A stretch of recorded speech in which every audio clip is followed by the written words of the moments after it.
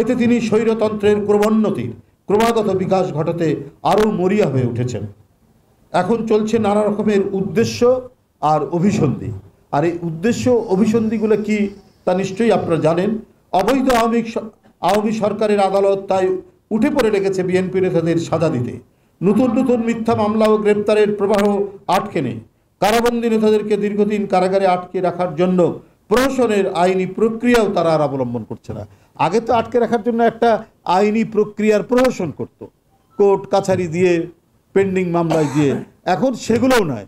আমি মনে করি তারা মানে তাদের কথাই বলছি আর কি, প্রধানমন্ত্রী বা তাদের মন্ত্রীরা বা প্রশাসনিক কর্মকর্তারা, যে আমরা মনে করি যে মোনায়েম মুন্নাকে আটকে রাখতে হবে। আমরা আইন কানুন বুঝি না, আমরা আদালত বুঝি না, ও আটকে থাকবে আমাদের যতক্ষণ পর্যন্ত না আমাদের পারপাস, আমাদের উদ্দেশ্য স্বাধীন না হয়। এটাই প্রধানমন্ত্রী মনে করছেন এবং তার আশেপাশের সাঙ্গপাঙ্গরা তাই মনে করছেন।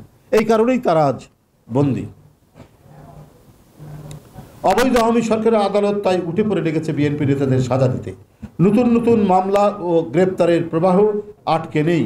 কারাবন্দী নেতাদেরকে দীর্ঘদিন কারাগারে আটকে রাখার জন্য প্রহসনের আইনি প্রক্রিয়াও তারা অবলম্বন করছেন না। এখন গায়ের জোরেই বিএনপি ও অঙ্গ সংগঠনের নেতাদেরকে কারাগারে আটকে রাখা হচ্ছে।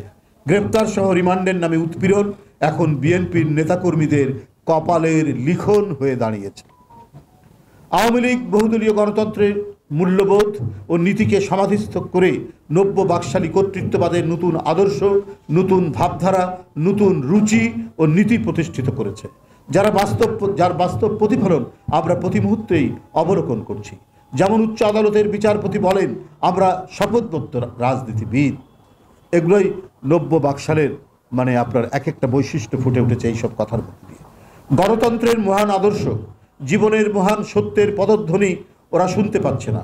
ওরা শুধুই পচা গলিত একদলীয় নব্য বাকশালের কদর্যতা, তুচ্ছতা, হীনতা ও নীচতার হিংস্র দুঃশাসন কায়েম রেখে ক্ষমতা ধরে রাখতে চায়।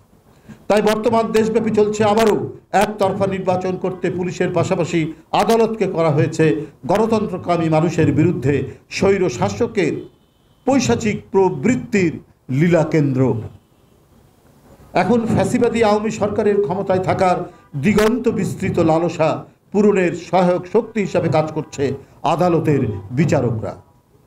তাই শেখ হাসিনার একতরফা নির্বাচন নিয়ে দাম্ভিক স্বার্থপরতার পক্ষে বিচারকরা কাজ করছেন এবং সেজন্য তারা অত্যন্ত আন্তরিকতা সহকারে জোরে সোরে বিএনপির নেতাকর্মীদের বিরুদ্ধে মিথ্যা মামলায় সাজা দেওয়ার জন্য মরিয়া হয়ে উঠেছে।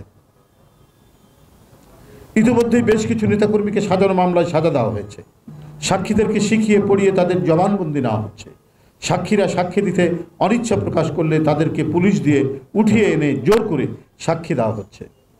দেশের অরাজনৈতিক গুরুত্বপূর্ণ মামলা বাদ দিয়ে কেবলমাত্র বিএনপি নেতাকর্মীদের মামলার বিচার কার্য শুরু করে ৩-৪ দিন পর পর মামলার তারিখ দেওয়া হচ্ছে এবং রাতেও আদালতের কার্যক্রম চলছে।